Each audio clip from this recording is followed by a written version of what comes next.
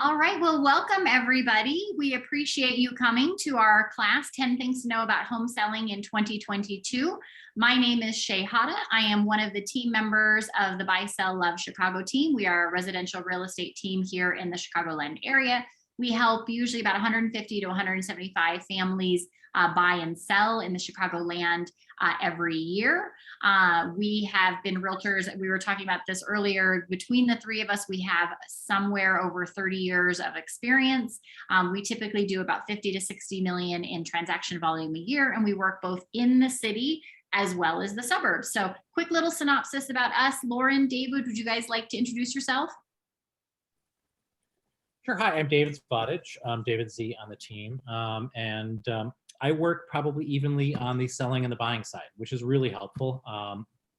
Being able to do both sides, you really get to see what's really driving buyers at this point, which really allows us to represent sellers. So that's kind of when I get to enjoy it, and I get to work with two great people while doing it. And I'm Lauren Calderon, and I've been in real estate for the past 10 years. I come from a background of a whole family in real estate. So I just live, breathe, and eat real estate, and I love it. And, I'm always just helpful to love what I do and helping our clients find their perfect home. Lauren really means that when she says eat, breathe, and sleep real estate. She's been out all day today. All she's had is like a protein bar at this point. So, all right, well, let's jump right in. I know we've got people joining us on Facebook Live. We have people here in the Zoom world with us. Crystal, super nice to see you. And then we also have people who are going to be watching the replay. So if you're joining us live or you're on Facebook, please feel free to type questions in the chat box as we go, and we will answer those as we go along. So let's go ahead and jump right in. The way that we formatted this is kind of our top 10 questions that we typically get from sellers. So we're going to go through and answer those, and then we'll have time at the end for any audience questions. So the big question we always get is, how is the market? So this really depends on kind of where you are and what type of property you're selling. If you are selling a house in the suburbs, you are going to be very happy because in general, that is a very strong market for sellers right now. What we have been telling our buyers is, depending on your price point, it is not uncommon for houses in the suburbs to be selling $25,000, $50,000, $75,000 over asking price, again, depending on your price point. So the higher the price point, the higher that number is going to be that it's selling for over asking. It is not uncommon to have multiple offers in the suburbs and for properties to go under contract in a couple of days, if they are updated. That is the big caveat. Buyers right now do not want projects. They do not want to have to do a lot of updating. So if your property has the gray or white walls, the white cabinets in the kitchen, the white countertops, updated bathrooms, good number of bedrooms, etc., and it's really move-in ready, it is probably going to sell very fast in multiple offers. And as the seller, you have a lot of leverage and can really set the terms of, do you want post-possession? Are you asking for as-is offers? You're going to have really most of the power in that dynamic between the buyers and the sellers. If you're selling a property in the city, it's a little bit of a different situation. So single family houses in the city are selling. It's a very strong market as well. Not quite as strong as the suburbs. We're not seeing most single families go for quite as much over asking. I would say it's more in that, $20,000 to $50,000 range, not necessarily significantly above that. If you're selling a townhouse, those are also still really popular in the city as well. So not all of those are going in multiple offers, but a lot of them are. I would say, you're looking at potentially in the $10,000 to $20,000 range over asking price if it's updated. If you're selling a condo, it's really a mixed bag. So 3-bedroom condos are selling better right now than 2 bedrooms and 1 bedrooms. With COVID, everybody wants more space. And so we're really struggling to sell 1-bedroom condos. So if you're an investor looking to buy, that's a great market to buy in right now. You can get some good deals on 1-bedroom condos. If you're a seller, that market has been tough the last year to sell your property. We are starting to see that market come back a little bit. 1-bedrooms are starting to sell more than before. Earlier in the year, we couldn't give away 1-bedroom condos. So that market is starting to change, but you might have to be a little patient. If you're a 1-bedroom or 2-bedroom seller, you might have to plan, for a longer amount of time on the market, and you may not get quite as much money as you were hoping for. So, in general, right now, it's a strong seller's market. It's a little bit slower because it's winter at the moment. We are a very seasonal market in the Chicagoland area. So typically spring market starts around February. It used to be that spring market started after the Super Bowl. That has changed a bit in the last couple of years, and the market has been starting earlier. So, lately it's been starting kind of beginning of February, sometimes even end of January if it's a mild winter. And that's when we really see most of the inventory come on the market, and when we see the vast majority of the multiple offers. So if you're going to sell, typically we tell people you want to go on the market sometime between about February and April. Ideally, that's when you're going to get the most amount of money for your property. The market does start to slow down in the Chicagoland area over the summer, not as much in the suburbs, but it does start to slow down everywhere. We typically see a bump up in the market again in September, where it gets busy right after Labor Day for about a month, and then it really slows down October, November, December. So it doesn't mean you can't sell then, it just may take longer to sell and you may not get quite as much money. Shay sort of touched on a lot of these parts. One of the big questions we asked right after, how's the market? Should I sell now? Is this a good time? Is this a good time to sell? Prices are up. They've been up the last couple of years. Should I wait another year or two? Am I going to do better? We didn't think the market would be as up this year as it was. We were pleasantly surprised.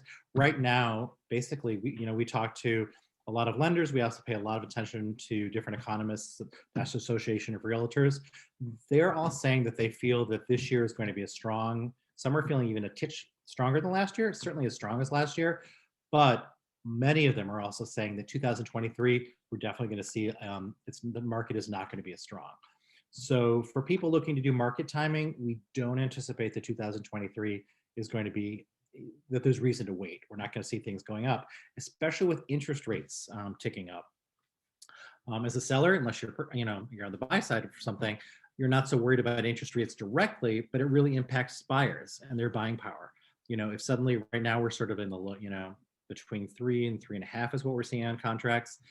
Most lenders we talk to are saying we're going to get closer to 4. So at that point, you're moving to almost a third higher than we were. So the interest component's interest is going to go up for buyers.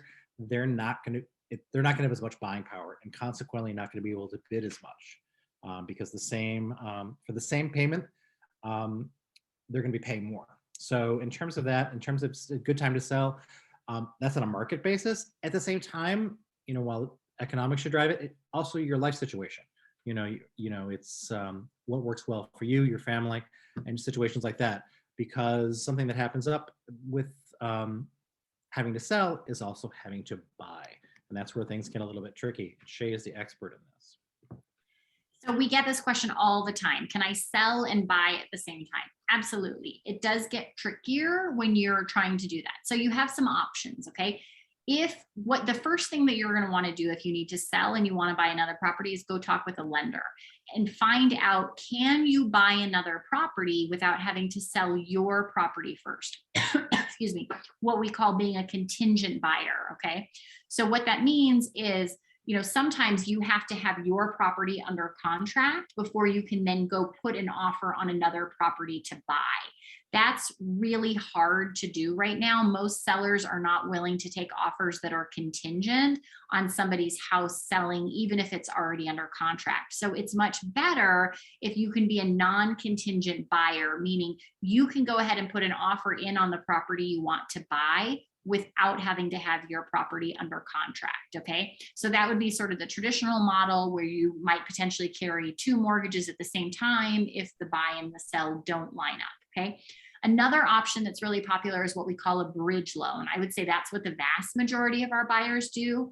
A bridge loan means that you go to a lender and they essentially give you the money for the down payment on your next house. And then you have a year to sell that house that you currently own.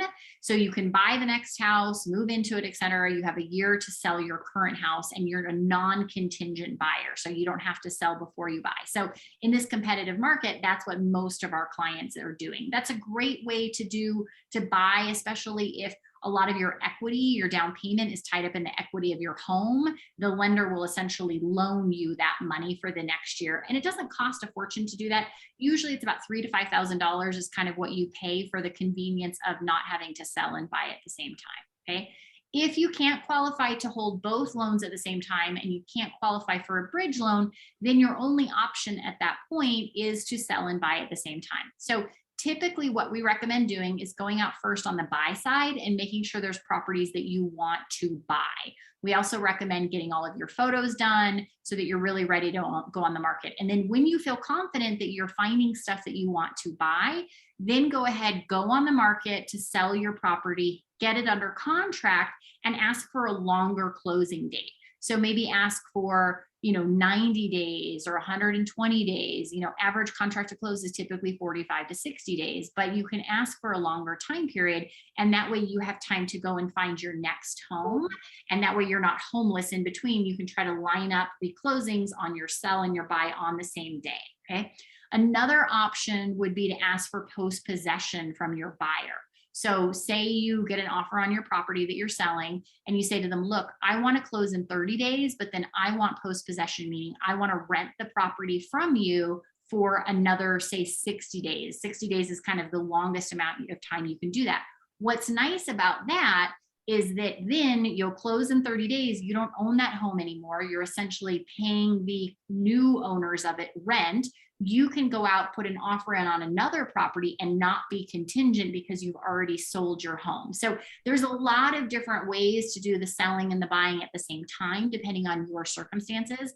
So that's something that we can sit down and talk to you about, loop the lender in and figure out what makes the most sense in your particular situation.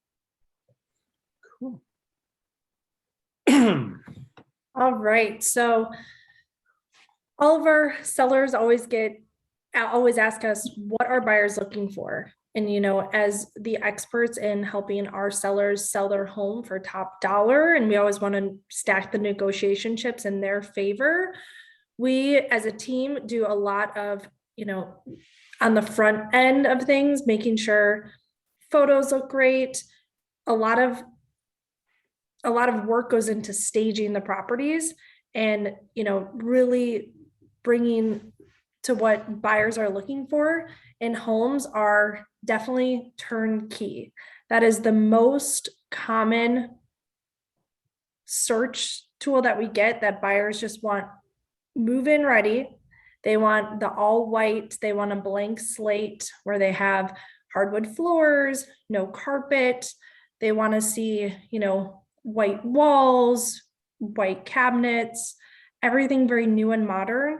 And especially given the fact that everyone is working from home, a lot of it goes into just people don't want to spend the time or the energy to renovate themselves. So they'll pay a more premium for homes that are already renovated. And then we're also seeing the shift with first-time home buyers coming from the luxury rental markets where everything is already updated and move-in ready. They are expecting to see that in homes that they're looking to purchase. And I would say on top of that too, because of the pandemic, it's changed a little bit what buyers are looking for in the home in terms of like floor plans. We're finding from most buyers, they're saying that they want at least one home office, sometimes two home offices if both people, partners or spouses are working from home. So a lot more square footage is what people are looking for. Outdoor space, particularly renters who are coming from the loop who didn't have outdoor space, they are really looking for that now, an outdoor, a balcony, a big balcony, or if they have pets, a yard, a fenced in yard, something like that. We're also seeing a lot of requests for home gyms, where people don't feel necessarily comfortable going back to the gym and they've created an at-home workout routine that they want to continue. So finished basements have become really important for a lot of buyers so that they have that additional square footage and space, and really more bedrooms because they need those bedrooms for that home office space. So, I don't see any of those trends decreasing or going away. Kitchens have also become really important for people because so many people started cooking during the pandemic. They need the pantry space, so even pools became really popular during the pandemic, whereas you could hardly give away houses with pools before the pandemic. Nobody wanted them, and now everybody wants a pool. So it has changed also what people are looking for kind of in terms of square footage and the floor plan, in addition to, as Lauren mentioned, buyers really wanting move-in ready properties. Yeah, I mean, and we know that every home doesn't have all these things, and that's sort of, and what we're doing, obviously, fortunately, it's a stronger seller market. But in terms of getting your home ready, you want to make it, obviously, our goals are always to maximize the dollar you get and to minimize your time on the market.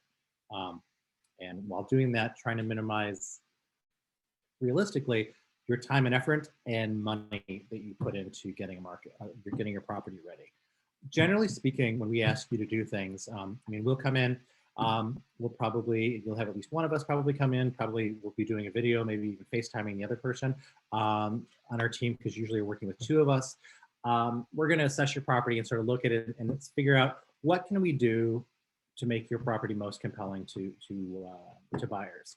And a lot of that is just simplification, because one of the important things that we want to do in everything, the photos we do, the staging we do, everything is we want to really, really highlight the space and not the stuff. When you are living in a home, you generally, when you're listing it, they say you should have about 60 to 70% of what you normally live with, which is not easy. And we're very cognizant of that. We never are going to ask you to do something that just isn't realistic, but we're going to come up with sort of targeted things to help you get things ready. As Lauren was saying, people don't want to do things. Not only do people not only want to do things, but certain things aren't available. In terms of appliances, are not as available. Certain supplies are not as available. So if, let's say you think we're going to go on the market in the spring, getting things started now, ordering, if your dishwasher isn't working. I mean, anything, we always sort of, anything that's not working really should be replaced. Because, it's really going to draw eyes. And then people, when they see that, they're going to wonder about other things. So you just try to minimize objections. But we're going to go through, we're going to make a detailed list of sort of what we can do. And then we're going to sort of pick your battles. But generally, it's simplify and clean in terms of color. As Lauren said, white. I mean, if maybe still, you do definitely see this sort of grayish, but it's lighter. I mean, it's definitely brighter. Paint is generally the best investment you can make with a property. It just freshens things up. It cleans things up. It's amazing the things you're going to do for a buyer that you're never going to meet, but we promise you it will be well worth your time. So, these are just a few of the things you're going to do to get your home ready. But basically, you want people to imagine themselves there. So by really, really allowing to focus on the space and the utility of it, those are really where you're going to see your investment in terms of effort and money. And I would say, on top of that, you want to bring handyman in, and have them, all the little things that you've lived with, that need to be fixed, loose door handles, loose cabinet handles, all the light bulbs need to be working. And you want to put the highest wattage light bulbs in those lights that you can, because you want that space to seem really bright.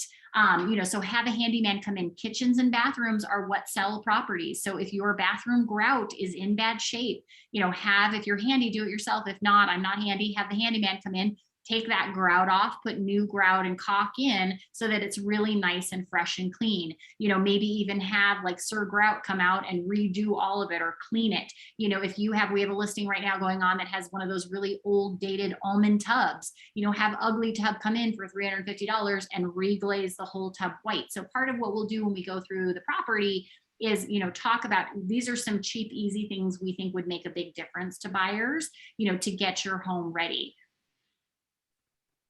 And then as we go into it as well, staging is definitely a topic that comes up, and also a strategy that we use depending on the situation and the condition of a home. Stage houses statistically sell 4 times faster than non-staged homes. So chances are, if your property is vacant, we are going to recommend some sort of staging, just because it allows buyers to really visualize themselves in the home. And it also is a big myth that, an empty space doesn't always seem bigger to buyers. Having the furniture in there and people allowing to see that like a queen bed actually fits in this bedroom versus when it's completely vacant and you can't picture a queen bed fitting in there makes a huge difference, because people want to envision their furniture in the rooms to see how they would live in the home. And, with staging, there is a cost, and, we will always go through, the pros and the cons of each situation with our seller. And, our goal, like David mentioned, is, we're always going to want to see you get the most money for your property. So we're never going to tell you to invest in something that doesn't make sense if you're not going to get it back. So, we are very strategic in that. And we give sellers a lot of options and ways to make sure that we are having their property stand out among the competition. And that's go ahead, David. And with all this, we have a ton of resources and people we work with in terms of these. And we're always happy to always get quotes for people to go in. I mean, people always ask, what does staging cost? If you have a 2-bed, 2-bath condo, you're probably somewhere between $2,250 and $3,000 if it's huge and you may be doing outside space. I mean, that's on the high side. So you're probably like $2,500, give or take. And that, if you're selling a condo that's $400,000, $500,000, that's half a percent.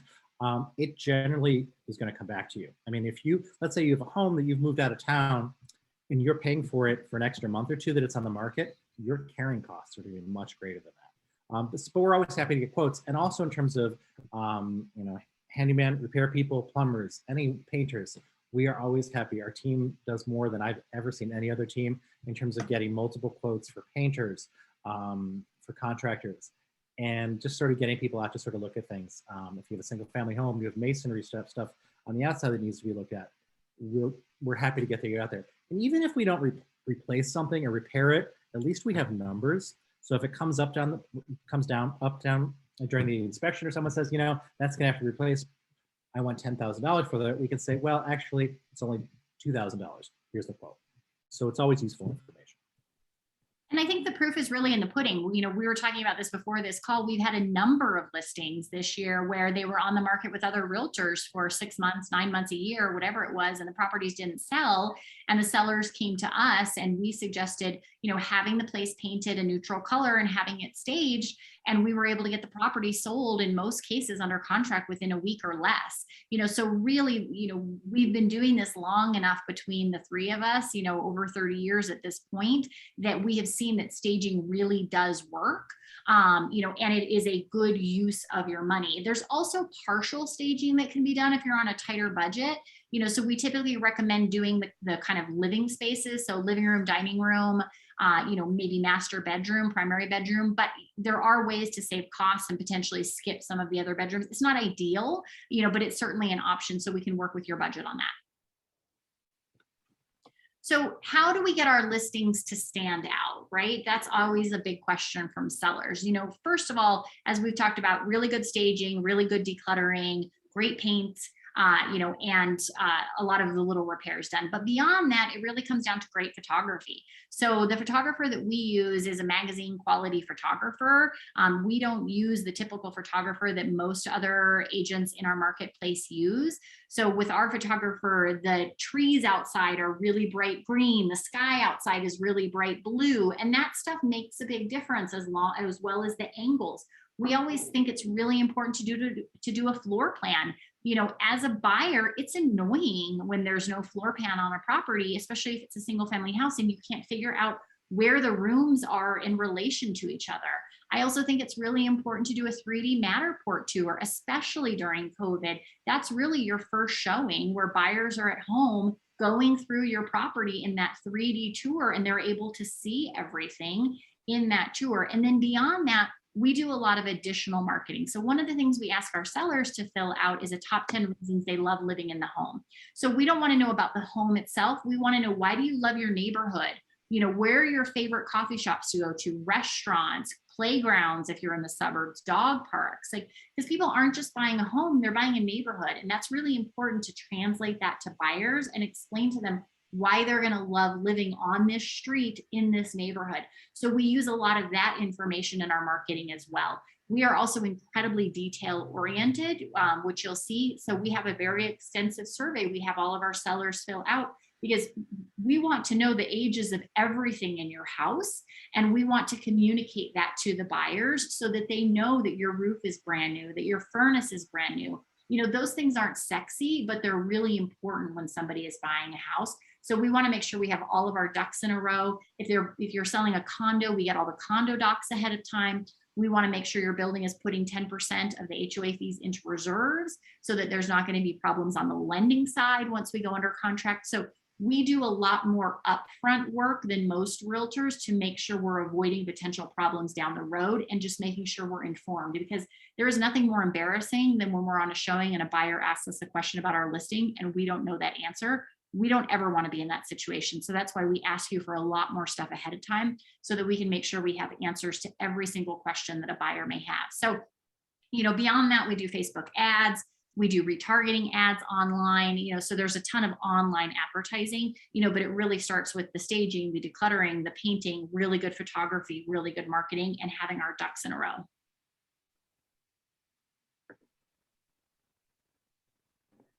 So as sellers, the next big question they have for us is how long will the process take? So we always want to work backwards. So typically buyers, if our sellers want to, we always ask our sellers, if they could wave a magic wand, when would you like to be moved out and onto your next property? And that also depends on if they need to buy and sell at the same time, of course. But typically the best, way to go about it is buyers contract to close. When they put an offer in on our property, it'll take 45 to 60 days to close. So we want to make sure that, we're ready to go. And ideally the best time to, apologize, I'm a little, word crazy right now, but essentially, it also depends on the type of property. So right now, single family homes in the suburbs are, very, very low inventory. So they're selling a lot faster than sometimes what sellers, need to have in their timelines. We want to make sure we talk that through. And if, realistically, they don't want to sell until, a couple of months from now, we don't want to put their property on the market if we know that it's going to sell super fast. And then with condos, it also depends on the average market time in that building, which we will also go through with you during a pricing analysis. And if it's a condo, we may want to put it on knowing that it may take longer to sell than single family homes and then in the suburbs and the city. And I think this is also dependent on the time of year that you go on the market, because our market is so seasonal. So as Lauren said, average contract to close is 45 to 60 days. So if you're putting a property on the market in the suburbs in the spring, it's probably going to go under contract quickly. And so you're going to be in that 60-day time period. That said, we need time to prep your property ahead of time. So you're going to want to contact us, I would say, at least a month before you want to go on the market, so that we have time to come over to your house, go through what needs to be decluttered, have repairs and painting done, get the nice photography done. We can do that in, I would say, a week is about the quickest, but it's really better if we have about a month. And we ideally would love to have sellers contact us 3, 4, 5, 6 months before they want to go on the market, so that we have plenty of time to go through that process with you. And then really it's less stressful for you if you can do a little decluttering each weekend rather than having to take off, 3 days and do a ton of decluttering. So the earlier you can reach out to us, the better. At minimum, if you think your property is going to sell really fast, you probably want to be reaching out to us about 90 days before you want to move. That would be kind of the minimum amount of time. Yeah, and one thing in terms of timing, we would suggest if you're thinking you want to sell this year, ideally you want to be in the market before mid-July. We can, we put homes down in the market and we put something on it, something had been on with another agent and had gotten 3 showings in 3 months. And we did some quick refreshing, some painting, some staging. And from the first call to being on the market, it was 8 days. And we had 2 offers within 5 days. But that's not always the best way to do it. And not every property is well suited to that. But in terms of timing, we would definitely say, try to get, in terms of, we would love to get your home in the market. Spring market this year will start probably the beginning of, at the middle of January, the first week or 2. But it ramps up, and it's a little bit later in the suburbs. Suburbs tend to start up just because people, in terms of schedules and school schedules, oftentimes. And it goes well into June. It goes into July. August, there's a slowdown. You generally see a little bit of a uptick in September. We've got 2 or 3 solid months. These are generally speaking. So if you're looking to do this year, we would say let's time it to be going on the market between January and mid-July, or September to be right after Labor Day. So how is COVID impacting the market and the selling process? As we sort of talked about, buyers' needs have changed, and so they're looking for more square footage, more home offices, all of those kinds of things. But the big thing that we're seeing lately really is the supply chain problems is impacting the selling process and the buying process, because it's taking a lot longer to get contractors in to do work in your house because there is a labor shortage. There's also a supply shortage, so as David said, if your dishwasher isn't working, that's something that if you don't contact us until 60 days before you want to move out, we may not have time to get a new dishwasher installed into your property. So I think with COVID, really you need to plan way far in advance, and start to do those home repair projects many months before you're actually planning to go on the market, so that you can get all of the items that you need and get them installed or repaired before you go on the market. And then we're not really seeing a lot of, we were seeing like lending problems with COVID, all of those kinds of things. All of that has calmed down. I think one of the things that we're still seeing is properties not appraising out sometimes because of COVID, the market has shifted so much and has gone up so dramatically, especially in the suburbs over the last year and a half, that it's really hard for appraisals to keep up with that. Because when an appraiser looks at a property, they look at all the comps from the past year. And comps from a year ago are very different from comps now, especially in the suburbs where prices have increased dramatically. So one of the big things we've been seeing over the past year are sellers asking for appraisal gaps if they're worried about a property not appraising out. And what that means is that you're asking the buyer to bring cash to close to bridge any gap between what the purchase price is and what the appraisal price is. That has become much more common, particularly in the suburbs, and that really relates to COVID because the market has ramped up so much. So, there's kind of COVID has really impacted a lot of different things. And so we can talk about that and look at your particular home in particular and let you know kind of what we think is the best way for you to go. And to add to that too, we're still definitely practicing, safe showings with our sellers and, asking people to still wear masks, hand sanitize their hands before entering the property or touching anything, and keeping touching to a minimum, where we try to open all of the closet doors. So that way, buyers don't have to open or touch anything, and that we're keeping our sellers safe as well. And buyers still are very good with that. It's always good to stand back with that. So, we've covered sort of the big questions, but we know that probably have not answered every question here. And sort of what should you do next? Well, probably hire us is probably the best next step. But that's obviously a little bit biased. The next best step would be to get an assessment of your property and to bring in a professional who's experienced, who knows your market, to do a comparative market analysis. Because not only does that give you a sense of value, but it also gives you a sense of where does the market stay. We tend to be a little more quantitative than a lot of other teams. So not only are we just saying, hey, we saw your neighbor sold for $450, let's try $475.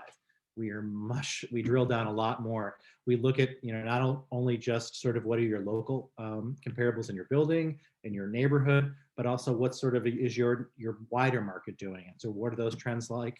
What are the market times? So a market analysis gives you sort of a bigger picture, because that really could help determine not just what the numbers are going to look like for you, but also timing. And that's generally the best assessment, having us come out, take a look. We can also start that with a Zoom conversation. If you have us take a tour, generally speaking, if your home is sold recently, we can look at pictures online. You can show us your updates, and that can start the conversation. It doesn't have to start necessarily with an in-person appointment, although we're happy to do that. We always work, and COVID has really made this a lot easier, I think, for all of us. We work in the way, the channels, the means that work best for you. But that's the best way to do that. So that's the best thing we can recommend you do. Give us a shout. And I would say, beyond contacting us and having a pricing analysis done, you really, if you're going to buy, another property, you need to talk with a lender and figure out that scenario of, do you need to sell first? Can you buy first, et cetera? Because that's going to really inform kind of the process. And do you go on the market first, or should you start to look for a house first? The other option, which we're seeing a lot of our sellers do right now, is sell their property and move into a rental for a year or two while they kind of get their bearings and see what happens with the market. Because obviously, if you're selling now, you're going to probably sell for more money because it's more of a seller's market, but you're going to be penalized a bit on the buy side, depending on what you're buying, because you might have to pay over asking price. So, we have a number of sellers who've said, you know what, I think that the market is really high right now, so I want to sell, but I'm going to go into a rental for a year or two and see if the market cools off a little bit. And then at that point, if it does, I'll start to go forward and buy. I think the challenge with that kind of strategy is interest rates are going to go up. So it's a little bit of a gamble, because yes, prices may come down, but interest rates are for sure going to go up. And so you really have to do that math with the lender and figure out, if interest rates go to 5, which I think is, possible in the next 2 years, would you have been better off buying now? So, talk with the lender, talk with your financial planner, talk with us, use this time to kind of get all of your ducks in a row with your experts to really have a good plan going forward. So, questions, if anybody has any questions, please feel free to put them in the chat box or on the Facebook Live. We'd be happy to take a look at those and answer those. Otherwise, if you think of questions afterwards, I know I always think of questions like several hours later, please feel free to reach out to us anytime. Our phone numbers are on the screen. You're welcome to call or text us anytime. You're also welcome to email us. Our email addresses are on our website at buyselllovechicago.com. We're happy just to chat with you, kind of give you some advice, not only on the selling process, but anything related to real estate. So, if you own a home and you're not ready to sell for years, that's totally fine. If you just have questions about home maintenance, you need lists of service providers, your refrigerator breaks and you don't know who to call, let us know. We're happy to help you with anything real estate related. So it could be how to appeal your property taxes. It could be, you want to do some rehab work to your home and you want to know what's going to appeal most to buyers when you go and sell down the road. So we're happy to answer all of those questions, not just necessarily questions related to selling. So we really do appreciate you being here with us today. Please reach out if we can be of help at all. And we hope everybody has a wonderful rest of their day. Thanks for coming, everybody. Joining. Bye.